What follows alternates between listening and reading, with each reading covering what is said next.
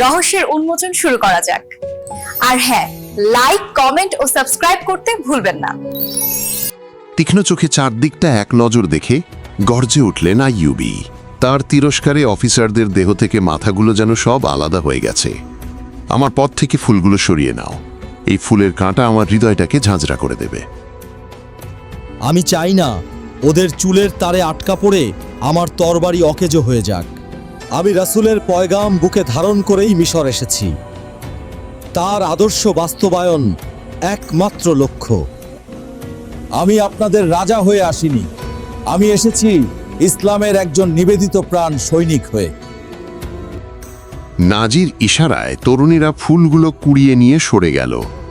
এবার দ্রুত পায়ে হলরুমে প্রবেশ করলেন আইয়ুবী। রাজকীয় দরবার হল, মাঝখানে একটা লম্বা টেবিলে থোকা থোকা ফুলের তোড়া। দীর্ঘ ও চওড়া টেবিলের চারপাশে সাজানো খাবার, আস্ত মুরগি, খাসির রান, দুম্বার বক্ষদেশের রকমারি আয়োজন। টেবিলের একপাশে সাজানো আইয়ুবীর জন্যে বিশেষ আসন। ধীর পায়ে আসনের কাছে গিয়ে দাঁড়ালেন। পাশের এক অফিসারকে জিজ্ঞেস করলেন, মিশরের সব নাগরিক কি এই মানের খাবার খেতে পায়? সাধারণ মানুষ তো এরকম খাবার স্বপ্নেও দেখে না। তোমরা কি সেই জাতির সদস্য নও যে জাতির সাধারণ মানুষ এমন খাবার স্বপ্নেও দেখে না? এখানে ডিউটিরত যত কর্মচারী আছে সবাইকে ভিতরে ডেকে আনো, এ খাবার তারা খাবে। সালাউদ্দিন আইয়ুবী একটা রুটি হাতে নিয়ে তাতে দুটুকরো গোশত যোগ করে খেয়ে নিলেন। তারপর নাজিকে নিয়ে গভর্নরের দফতরে চলে গেলেন। জাঁকজমকপূর্ণ গভর্নর হাউস, দফতর নয়, যেন একটি জান্নাতি বালাখানা। দাপ্তরিক প্রয়োজনের চেয়ে আয়েশি আয়োজন উপকরণই বেশি। দফতরের বিন্যাসে মারাত্মক বৈষম্য। গভর্নর হাউসের দাপ্তরিক পরিস্থিতি গভীরভাবে নিরীক্ষা করলেন আইয়ুবী। তার আগেই এখানে চলে আসা আলী বিন সুফিয়ান ততক্ষণে দেখে নিয়েছেন গভর্নর হাউসের খুঁটিনাটি। আইয়ুবী নাজির কাছ থেকে জেনে নিলেন বিভিন্ন বিষয়। 2 ঘন্টা পর নাজি গভর্নর হাউস থেকে বেরিয়ে এলেন এবং দ্রুত পায়ে নিজের ঘোড়ার দিকে এগিয়ে গেলেন। তারপর ঘোড়ায় চড়ে লাগাম টেনে ধরলেন। প্রশিক্ষিত ঘোড়া ক্ষিপ্রগতিতে চলে গেল দৃষ্টিসীমার বাইরে। নিঝুম রাত, নাজির খাস কামরায় জমে উঠেছে মদের আসর। যোগ দিয়েছে নাজির একান্ত সহযোগী 2 কমান্ডার। আজকের আসরের আমেজ ভিন্ন, কোনো নৃত্যগীত নেই। গ্লাসের পর গ্লাস ঢেলে দিচ্ছে সাকি, গিলে যাচ্ছে 3 জন। এসব যৌবনের তেজ, বুঝলে? কদিনের মধ্যেই সব ঠান্ডা হয়ে যাবে। হতভাগা কথায় কথায় বলে, কাবার প্রভুর কসম, ক্রুসেডারদের বিতাড়িত না করে আমি বিশ্রাম নেব না। সে জানে না ইসলামী সালতানাতের নিঃশ্বাস ফুরিয়ে আসছে। এখন হুকুমত চালাবে সুদানিরা। এক কমান্ডার বলল, আপনি কি বলেননি স্পেশাল বাহিনীর 50,000 সৈন্য সবাই সুদানি? যাদেরকে নিজের সৈন্য মনে করছেন ওরা খ্রিস্টানদের বিরুদ্ধে লড়বে না? নাজি বলল, তোমার মাথাটা কি খারাপ হয়েছে আদরস? আমি তাকে আশ্বস্ত করেছি 50,000 সুদানি তার ইশারায় খ্রিস্টানদের সামাজিক ও রাজনৈতিক প্রভাব মুছে ফেলবে। কিন্তু আবার কি? আগ্রহের সঙ্গে জানতে চাইল 2 কমান্ডার। সে আমাকে বলল, মিশরের নাগরিকদের নিয়ে একটি সেনা ইউনিট গড়ে তুলুন। এক অঞ্চলের মানুষের উপর বাহিনীকে সীমিত রাখা উচিত নয়।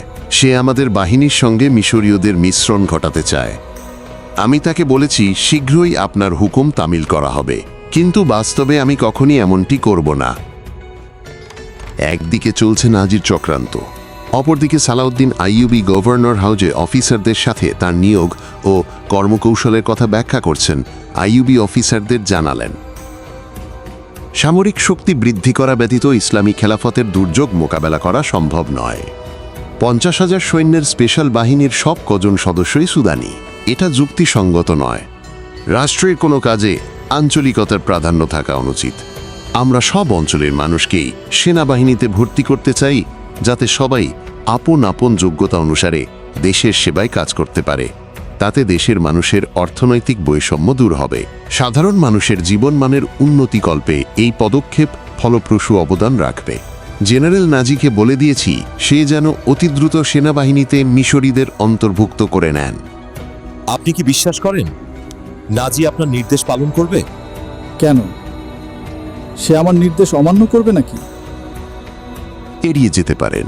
এই সামরিক কার্যক্রমে তার একক আধিপত্য। এ ব্যাপারে তিনি কারো হুকুম পালন করেন না, বরং তিনি অন্যদেরকে তার আদেশ পালন করতে বাধ্য করেন। আইয়ুবী চুপ হয়ে গেলেন, যেন কথাটা তিনি বুঝতে পারেননি। সচিবের কথায় তার কোনো ভাবান্তর হল না। কিছুক্ষণ ভাবলে শিন নীরব বসে থেকে সবাইকে গভর্নর হাউস থেকে বিদায় করে দিলেন। আলী বিন সুফিয়ান খানিক দূরে বসে আছেন। আইয়ুবী তাঁকেই শুধু থাকতে ইশারা করলেন। সবাই চলে যাওয়ার পর তাঁকে কাছে ডাকলেন। আলী একজন সুদক্ষ গোয়েন্দা। বয়সে আইয়ুবীর বড়, কিন্তু শরীরের শক্ত গাঁথনি, দৃষ্টির তীক্ষ্ণতা আর দীর্ঘ প্রশিক্ষণ তাঁকে যুবক বানিয়ে রেখেছে। নুরুদ্দিন জঙ্গির বিশ্বস্ত গোয়েন্দা কর্মকর্তা ও দূরদর্শী কমান্ডার হিসেবে আলীর অবস্থান সবার উপরে। মিশরের স্থানীয় প্রশাসনের দুর্নীতি আর অনাস্থার দিকটা বিবেচনায় রেখে মোহতারাম জঙ্গি আলীকে আইয়ুবীর সহকর্মী হিসেবে মিশর পাঠিয়েছেন। আইয়ুবীর অধীন হয়ে আলী শুধু নিজেই আসেননি, সঙ্গে করে এনেছেন তার হাতে গড়া সুদক্ষ একটি গোয়েন্দা ইউনিট। এরা কমান্ডো আক্রমণ, গেরিলা অভিযান ও গুপ্তচর বৃত্তিতে পটু। প্রয়োজনে আকাশ থেকে তারকা ছিঁড়ে আনতেও এরা দ্বিধা করে না। Our informants have confirmed widespread bribery within the tax collection offices. We must act swiftly but discreetly. This corruption runs deep. তুমি কি লক্ষ্য করেছ আলী? অফিসার সোজাসুজি বলে গেল নাজি নাকি কারো হুকুম মানে না। শুনেছি। আমার ধারণা স্পেশাল বাহিনীর প্রধান নাজি অত্যন্ত কুটিল এক মানুষ। এর সম্পর্কে আমি আগে থেকেই অনেক কথা জানি। 50,000 সৈন্য আমাদের রাষ্ট্রীয় কোষাগার থেকে বেতন ভাতা নেয়, অথচ প্রকৃতপক্ষে ওরা নাজির ব্যক্তিগত বাহিনী। ব্যক্তি স্বার্থে লোকটা দেশের প্রশাসনিক কাঠামোটাই নষ্ট করে দিয়েছে। প্রশাসনের পদে পদে তার অনুগত চর বসিয়ে রেখেছে। সেনাবাহিনীতে সব এলাকার মানুষ ঢোকানোর সিদ্ধান্তে আপনার সঙ্গে আমি একমত। অচিরেই আমি এ ব্যাপারে আপনাকে বিস্তারিত জানাবো। সুদানি সৈন্যরা খেলাফতের আনুগত্যের জায়গায় নাজির রফাদারি করে, তাতে কোনো সন্দেহ নেই। সেনাবাহিনীর কাঠামোটাই আমাদের বদলে ফেলতে হবে, কিংবা এই পদ থেকে নাজিকে সরিয়ে দিতে হবে। প্রশাসনে আমি আমার শত্রু তৈরি করতে চাই না আলী। নাজি আমাদের হাড়ির খবর রাখে, এ মুহূর্তে তাকে অপসারণ করা ঠিক হবে না। নিজেদের রক্ত ঝরাতে আমি তরবারি ধারণ করিনি। আমি সদাচরণ ও ভালোবাসা দিয়ে নাজিকে বাগে আনার চেষ্টা করছি। তুমি ওর সৈন্যদের মাঝে অনুসন্ধান চালিয়ে আমাকে জানাও বাহিনীটা আমাদের কতটুকু অনুগত। This is where Nahid's influence is strongest. We must act before it spreads further. নাজি আনাড়ি লোক নয়, ভালোবাসা আর মমতা দিয়ে ওর দুষ্ট মানসিকতা বদলানোর অবকাশ নেই। নাজি এসবের অনেক ঊর্ধ্বে। বেটা একটা সাক্ষাৎ শয়তান। ক্ষমতা, চালবাজি, দুষ্কর্ম তার পেশা। লোকটা এতই ধূর্ত ও চালবাজ যে তোষামত দ্বারা পাথরকেও মোমের মতো গলিয়ে দিতে পারে। সালাউদ্দিন আইয়ুবীকেও ঘায়েল করতে চালবাজি শুরু করলেন নাজি। সামনে কখনো তিনি নিজের আসনে পর্যন্ত বসেন না। হ্যাঁ, খুব ভালো, সব ঠিক আছে। রাজ্যের যত তোষামোদ ও চাটুকারিতার উপযোগী শব্দবাক্য আছে, সবই তিনি আইয়ুবীর সঙ্গে ব্যবহার করতে শুরু করলেন। আইয়ুবীর আস্থা অর্জনের লক্ষ্যে মিশরের বিভিন্ন অঞ্চল থেকে সেনাবাহিনীতে লোক রিক্রুট করতে শুরু করলেন। My Lord Ayyubi, your wisdom illuminates this hall like the sun itself. Your presence alone brings prosperity. ধূর্তামিপূর্ণ আচরণের ফলে আইয়ুবী নাজির প্রতি কিছুটা দুর্বল হয়ে পড়লেন। স্পেশাল বাহিনীর প্রতিজন সৈনিক খেলাফতের জন্য জীবন দিতে প্রস্তুত। সুদানি ফৌজ আপনার নির্দেশের অপেক্ষায়। তারা আপনাকে পেয়ে খুবই গর্বিত। You are the wisest and most just leader this land has ever known, and your decisions are always guided by divine wisdom. আমাকে ধরেছে আমি যেন আপনার সম্মানে একটি সংবর্ধনার আয়োজন করি। ওরা আপনাকে সম্মান জানাতে চায়।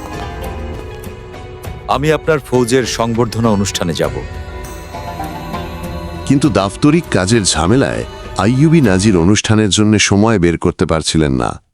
তাই অনুষ্ঠানটি কয়েকদিনের জন্য পিছিয়ে গেল।